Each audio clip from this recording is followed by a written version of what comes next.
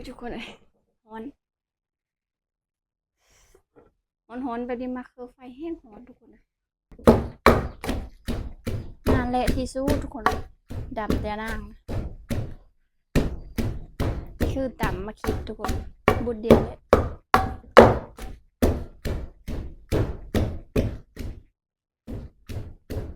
ถ้าว่าเครื่องแกงลายนี่โอ้ได้หลายเติมเลยทุกคนใส่ถ้าแกงยังนะเขามีมักโบกมากอัน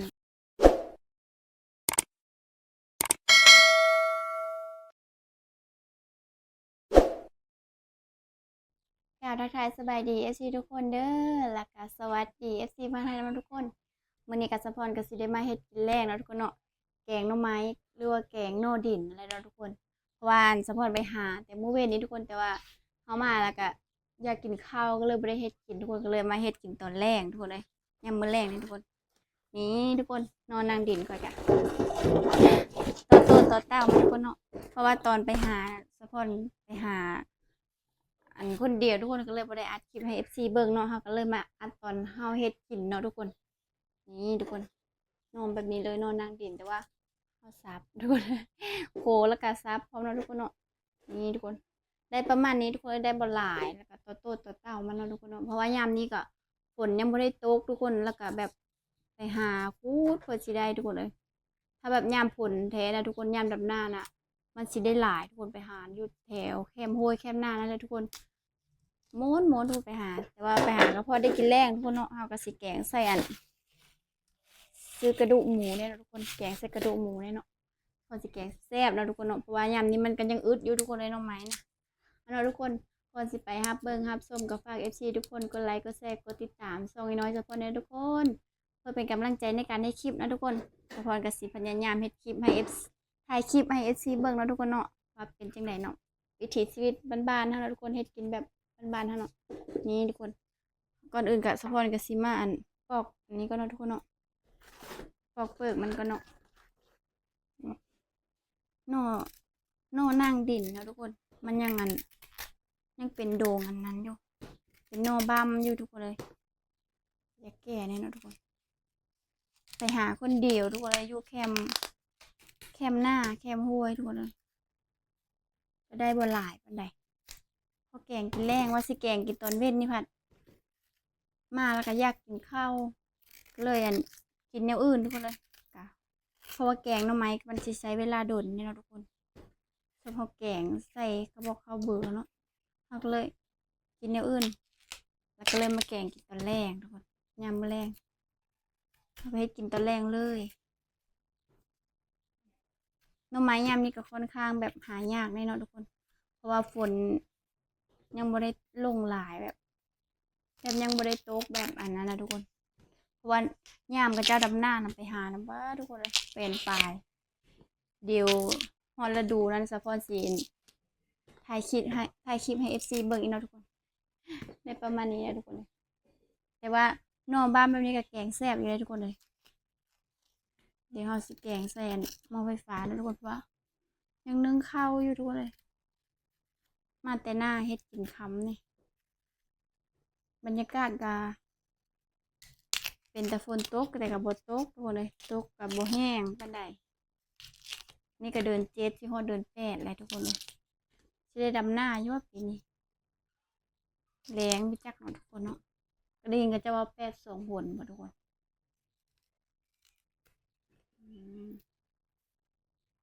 ได้ประมาณนี้ทุกคน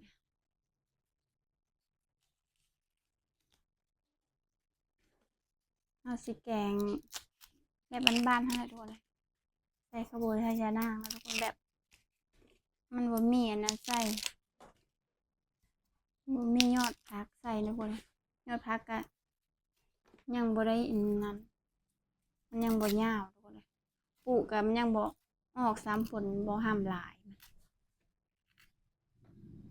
แกงใส่ยอดมาโบกอหยังแซ่บไปทุกคน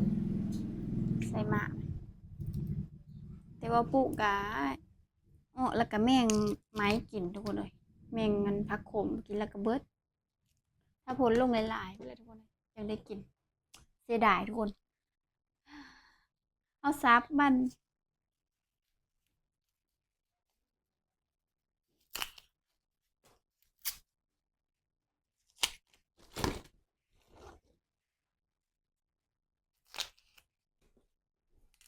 ซับแล้วก็นั้นหมดเลย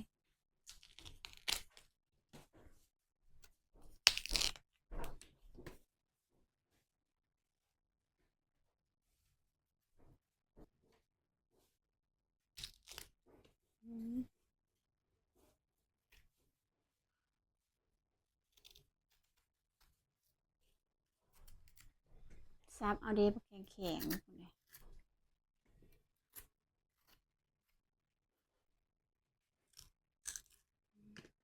เอาไปล้างอีกแล้วทุกคนนอกกับตัวโตตัวเต้ามันนะทุกคนเอากระสิมาใบแล้วเขาปอกเปลือกมันแบบนี้นะทุกคน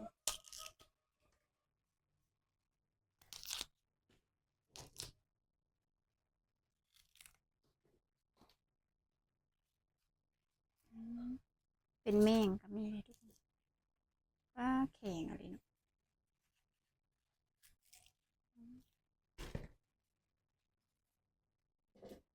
นอนน้อยๆแบบ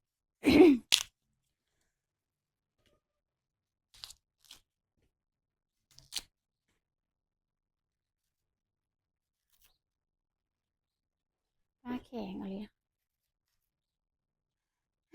ซับเอาแก้แท้แก้บาทุกคนเลยมาใบเอาได้แต่ซ้ำนี้ยิวมานักขนาดเพราะว่ามันอันนั้นเนาะเปลือกมันได้หลาย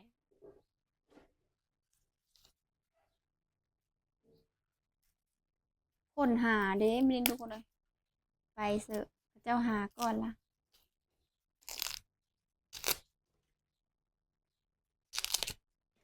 หมู่เฮาหมู่อ้อก่อนหน่อไม้แถวแคมห้วยนะทุกคนอยู่ใกล้หน้าสะพอนนะทุกคนหาอยู่หน้าเจ้าของแบบหน่อไม้แบบว่ามันเกิดธรรมชาติเลยทุกคนอยู่แคมห้วยเนาะแบบอันนั้นนะบ่ได้ปลูกได้หยังในหน่อไม้เนี่ยใครอยากอะไปหากินเนาะทุกคนเนาะอยู่บ้านสะพอนนะแบบว่ามันออกแบบอยู่ใกล้หน้าแล้วก็แบบอยู่แคมห้วยทุกคนเลยแล้วก็เราก็ไปหากินอย่างนั้นก็พอเราดูมันแล้วก็ได้กินทุกคนอยู่บ้านนอก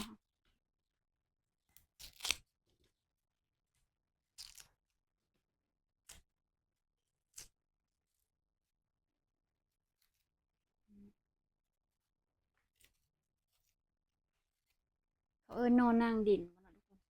แต่บ้านเขาเอิ้นหน่อไม้บัมนะทุกคนเอิ้นว่าคือกันหน่อบัม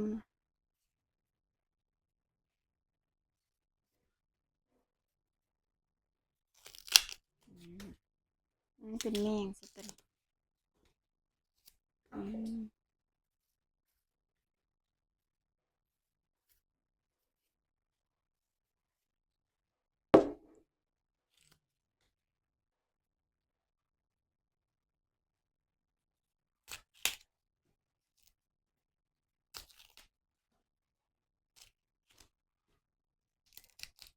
ก็เปิดมันออกแบบนี้เลยทุกคน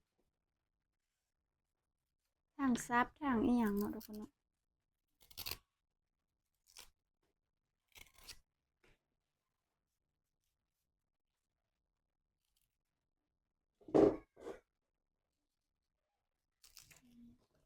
ตัวโตดมันน้อยๆ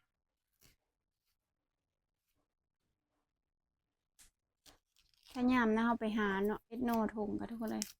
แบบเอาไปหามาแล้วก็มันยามมันหลายทุกคนต้มแล้วก็ใส่ถุงเว้นกินยามแรงนะทุกคนเอ็ดโนไม้ถุงแบบมันขึ้นสูงเลยทุกคนนะ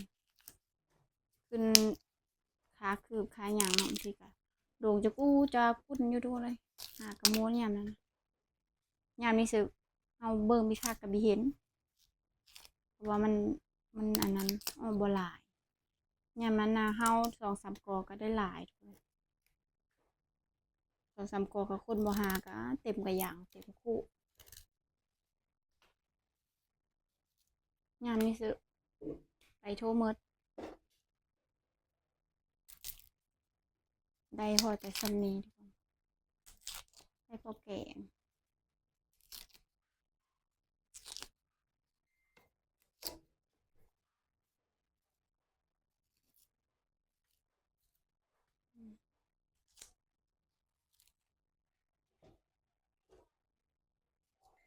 นี่ดูน้อยๆแบบนี้ทุกคน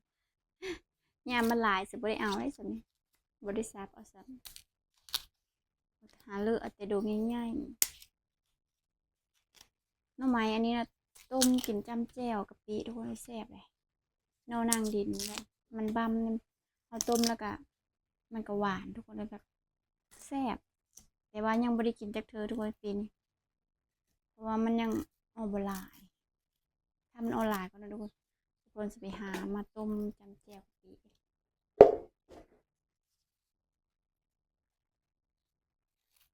ร้อนคำๆมาแห้งเอาเข้ากับไก่สิสุกเลยแหละนะทุกคน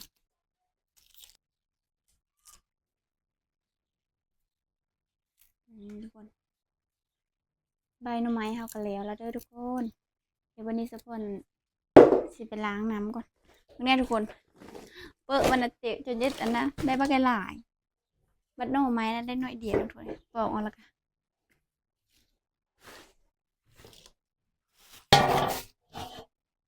เดี๋ยวเฮาสิล้างน้ำก็ทุกคน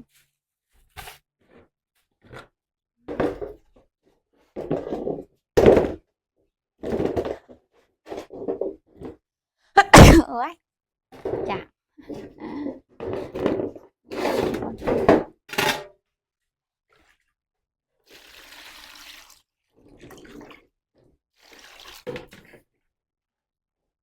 ล้างขี้ดินออกก่อนนะทุกคนเฮากับสิแกงเลยเด้อทุกคนเพราะว่าเฮาบ่ได้ต้มยันน้ำนะเพราะว่าหน่อไม้เฮากะโด่งบามหลายอยู่เฮาก็เลยแกงเลยทานหน่อไม้แบบหน่อไม้เขียวนะเฮาก็สิต้มยันน้ำแต่อันนี้คือแบบมันดีขมไปเลยแล้วเนาะทุกคนเนาะ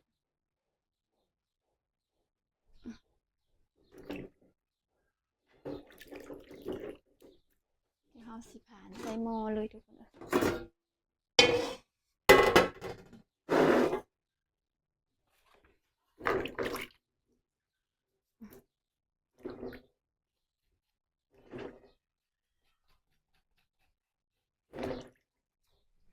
เฮาก็สิผ่านแบบนี้เนาะทุกคนผ่าเป็นจีมนะทุกคนจีมใหญ่ๆแบบนี้ก็ได้เนาะเพราะว่าหน่อไม้เฮาก็มันเป็นหน่อไม้บ้ามเนาะทุกคนแบบว่ามันบ่ขมปานใดดอกเฮาก็แกงหุงได้จักหน่อยเฮาสิบ่ได้ต้มยันน้ำเนาะ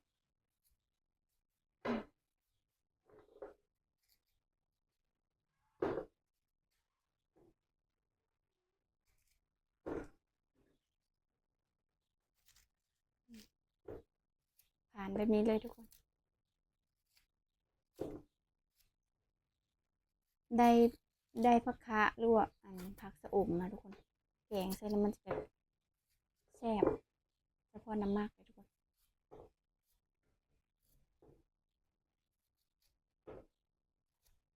ใส่ยอดผักยอดหยังเนาะทุกคนเนาะถ้าว่าเครื่องแกงลายนี่โอ้ได้หลายเติบเลยทุกคนใส่ถ้าแกงยังนะเขามีมักโบกมากอันอูใส่ทุกคนเลยหน่อไม้น้อยนึงแล้วก็เครื่องหลายๆแกงแบบนั้นแซ่บเนี่ยแกงมันแบบมีหยังก็ใส่อะเลยยำ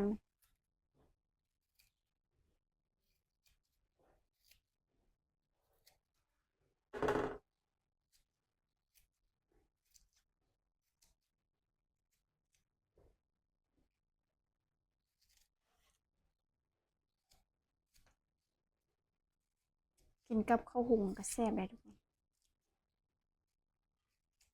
แกงหน่อไม้กินกับข้าวหุง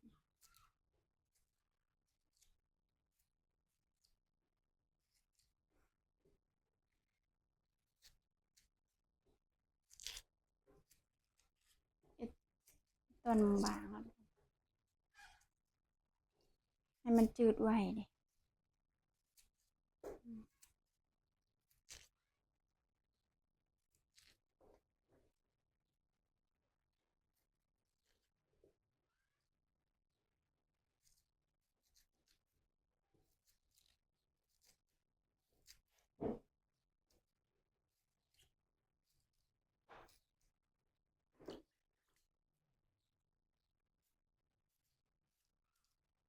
ดงน้อยๆก็มี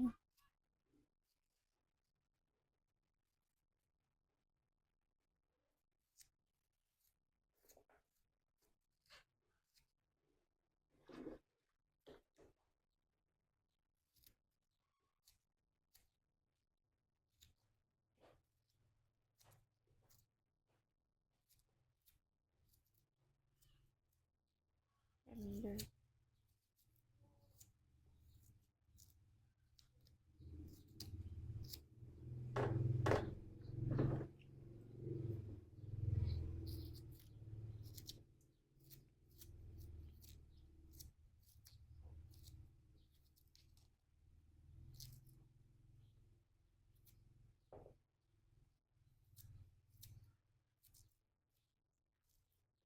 นี่ทุกคน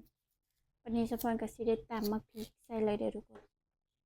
ใส่ค้างกับตำมะพริกใส่เลย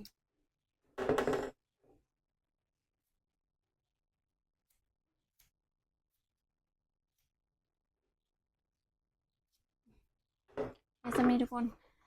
ได้หลายเติบเลยเดี๋ยวเรากะซีเดไปค้างก็เนาะ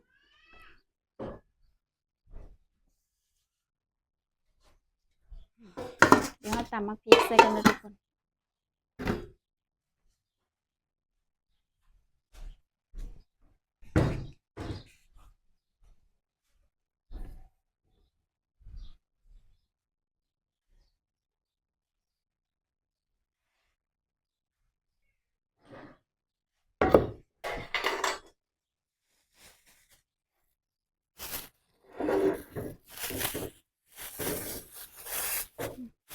ใส่มะพริกดิบทุกคนเลยแกงแซ่บนะใส่มะพริกดิบนะทุกคนแล้วก็ซีเอสรสชาติแบบเผ็ดๆแน่จักหน่อยนะทุกคนมันจังแซ่บ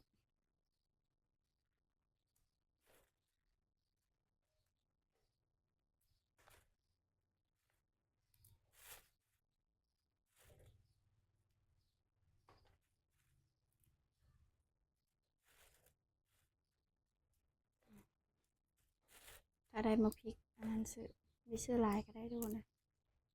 มะพริกอ่อนอยู่ทุกคนเลย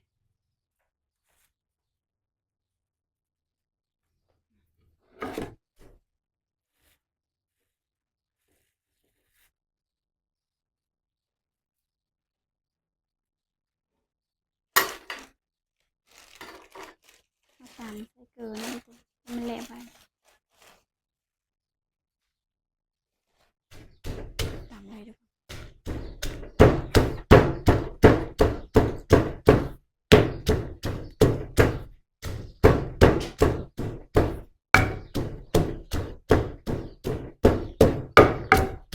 ตามให้มะพริกแหลกเลยทุกคนนะ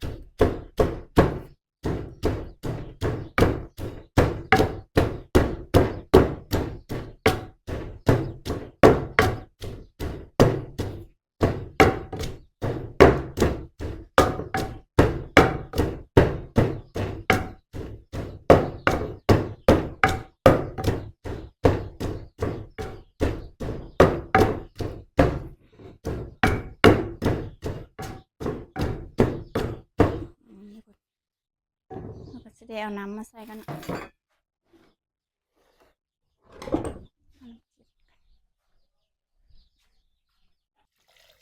เทน้ำลงไปใส่ครกเลยนะทุกคน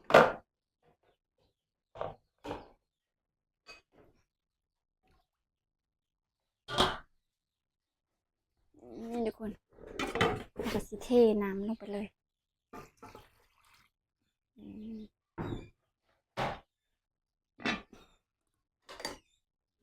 นี่มันนี่เขาก็สิไปอันเสียบปลั๊กไฟเลยนะทุกคน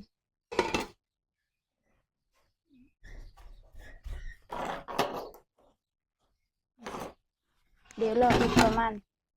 ฟดแล้วก็หรือว่า10 นาทีนะทุกคนเดี๋ยวเขาก็มาล้างอันซีนหมูอันกระดูกหมูท่านะทุกคน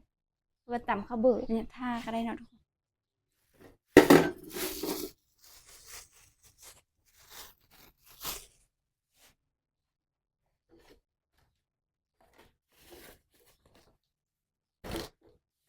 ล้างยานางก่อนเด้อ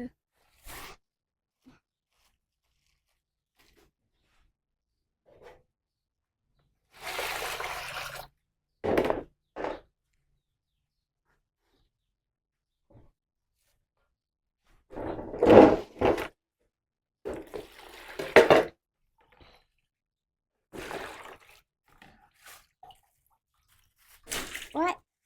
เป๊ะก่อนทุกคน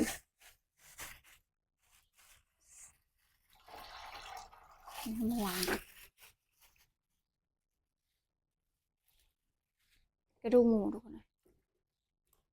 แต่ว่ามันเพิ่นก็มีสีนำเลยเนาะเดี๋ยวเฮาก็สิมาหั่นก่อนนะทุกคน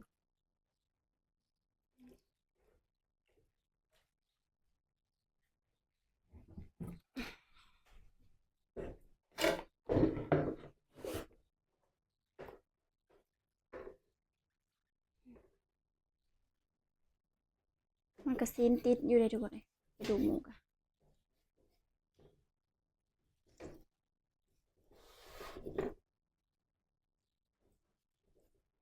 ซีนติดกระดูกอยู่ทุกคนนะ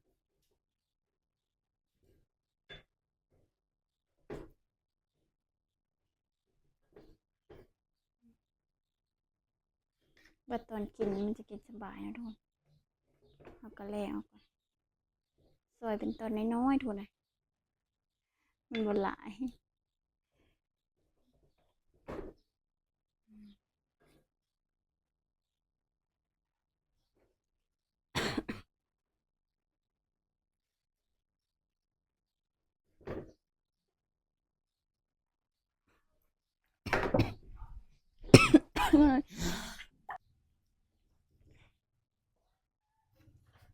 ่เนาะทุกคน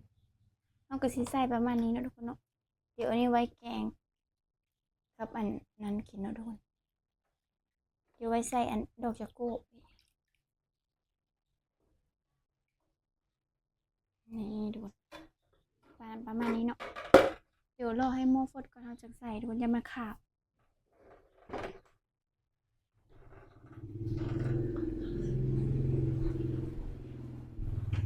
ทุกคนเริ่มพดแล้วเนาะ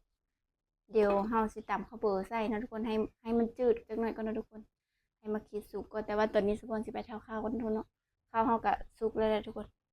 ไปเท่าข้าวก่อนเดี๋ยวมาแกงต่อ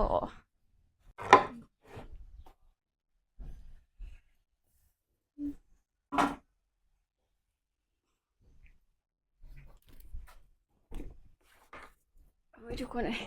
ฮ้อนฮ้อนไปดิมาคือไฟแห้งฮ้อนทุกคนนะ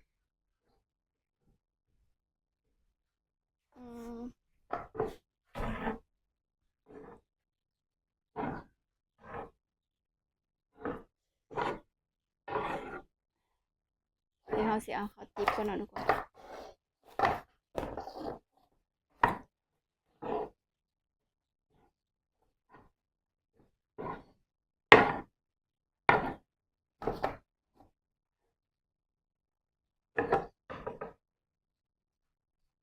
ฮ้อนข้าว2 ติ๊บทุกคนเลย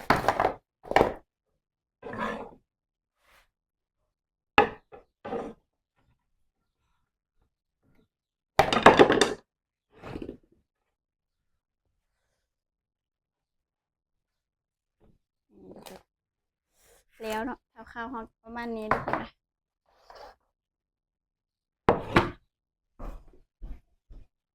ทุกคนตอนนี้ก็หม้อฝดแล้วก็สิใส่ซีนหมูก่อนนะทุกคนนี่ทุกคนเราก็มาตำข้าวเบอร์ก่อนนะทุกคนมันมาล้างกระด้างก่อนเนาะทุกคนสูตรเฉพาะนะบ่ได้คั้นนั่น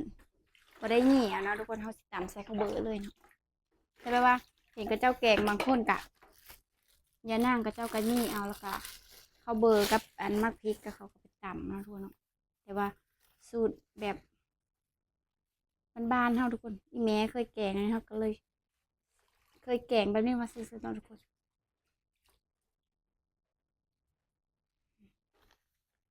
ใส่ประมาณนี้นะทุกคนอย่านั่งอันนี้อย่านั่งจะไปพูดเอาตามอันนั้นเลยทุกคนเนาะตามเดินตามยังเนาะล้างก่อนล้างแล้วก็เอาสิไปตำเอากับข้าวเบอร์ทุกคน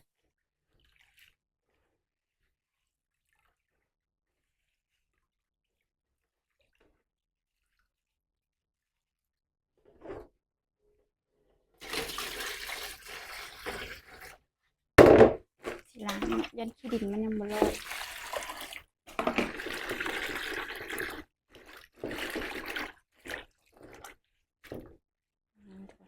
ประมาณนี้เนาะสิปั้นเอาน้ำมันออกก่อนใส่ คลุกแบบนี้เลยทุกคน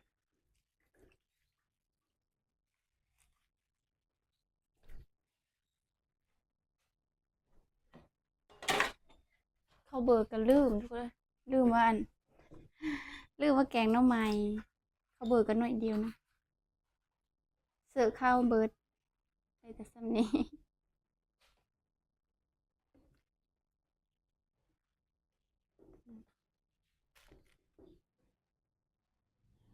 ที่หน่อยเดียวนะลืมจงข้าวเบอร์ทุกคน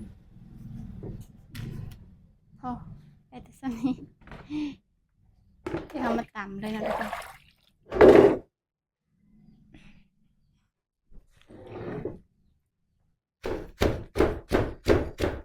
ทำข้าวเบอร์ไว้นะทุกคนใบแปลงเฮาอันสุกกะมันสุกแล้วเฮาก็ใส่ข้าวเบอร์เลยใส่ข้าวเบอร์ไปได้ใส่หยังแล้วก็แล้วทุกคนสุกแล้วก็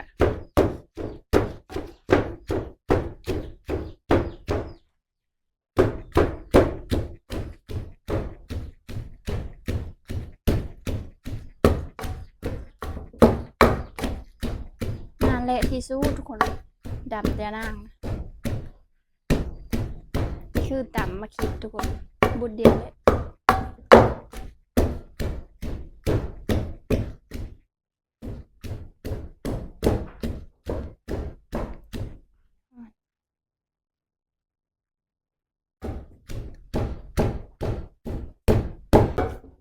ทุกคนตอนนี้ก็ข้าวเบอร์เฮากะเละแล้วเนาะเฮาก็สิได้ก้อยน้ำก่อนก้อยน้ำแล้วก็ใส่เลยเด้อทุกคนเพราะว่าแกงโดนเติบละน่าจะจืดแล้วนะทุกคน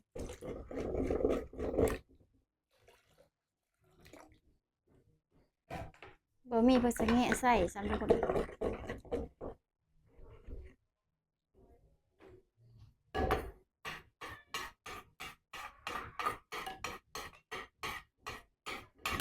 ได้ผักสะแงะได้ผักอีตูใส่หอมนะทุก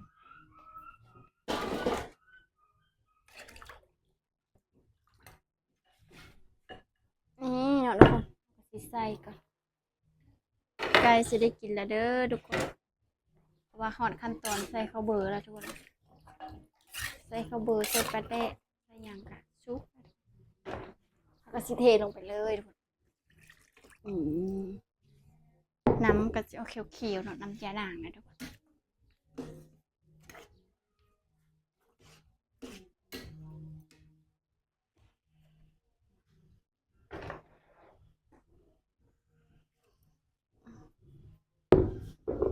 วันนี้เราก็สิใส่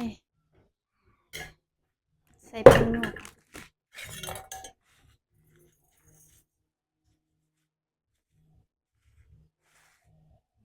ใส่หลายเป็นหลายเลยทุกคนเอาสิใส่น้ำตาลนี่เนาะทุกคนทำแซ่บเดี๋ยวไปเอาปลาแดะมาเขาด้วยทุกคน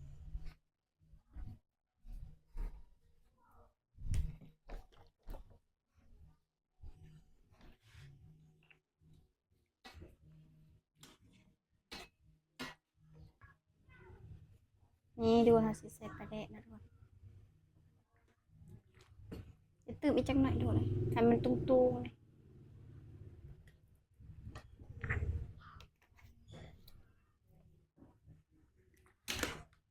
ทุกคน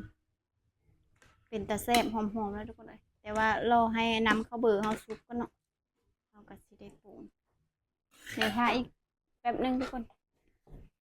จัก2 นาทีหรือว่านาทีนึงเนาะทุกคนเนาะนี่ทุกคนกดหอนๆเลยเนาะทุกคนตอนนี้ก็สุกแล้วเด้อทุกคนเป็นตาแซ่บบ่ทุกคนแกงหน่อไม้ขาวๆเลยทุกคนที่สะพอนสิตักก็เนาะตักใส่ถ้วยซิมก็ได้ทุกคนตอนกระดูกกระยำก็มีเนาะทุกคนเนาะสะพอนมักสดน้ำเนาะทุกคนแกงหน่อไม้นี่แซ่บน้ำโน่ๆมันตัวเดี๋ยวเราก็สิโยกินก่อนเขาอีพออีแม่เนาะทุกคนเพราะว่าเขาเจ้ายังบ่ได้อันขึ้นมาเฮิรนเนาะทุกคนเดี๋ยวเราก็สิซิมกินให้ FC เบิ่งกันเนาะทุกคน นี่ทุกคนหอมๆแบบนี้เลยทุกคนมาเอฟซีทุกคน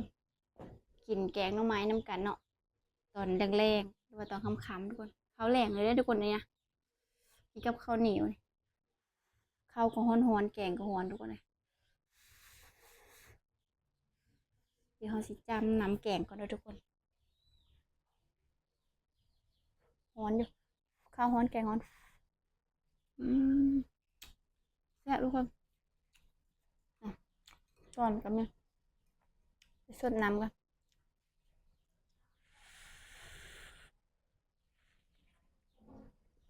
อืมปลาทุกคนตัวใหญ่ๆเลย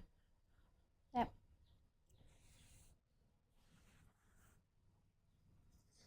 อืมหวานทุกคน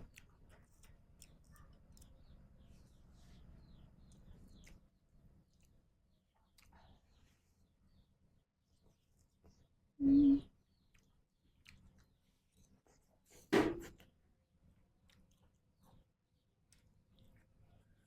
แซ่บทุกคน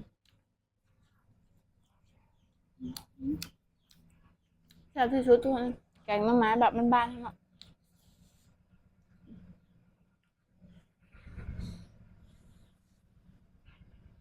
อืมสดน้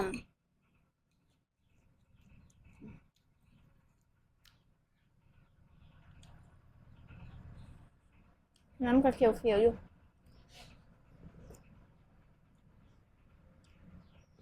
อืมเอาละทุกคนสาวพรจีขอตัวไปกินข้าวก่อนนะเพราะว่ามันร้อนทุกคนสาวพรจีเอาพัดลมมาเปิดนะทุกคนขออนุญาตขอตัวไปกินข้าวก่อนนะทุกคนขอบใจทุกคนเด้อที่ติดตามมาส้มฝากทุกคนกดไลค์กดแชร์กดติดตามช่องน้อยๆสาวพรได้ทุกคนเพื่อเป็นกำลังใจในการคลิปนะทุกคนเนาะคลิปนี้ก็สิได้จบแล้วนะทุกคนบ๊ายบายพบกันใหม่คลิปหน้าทุกคน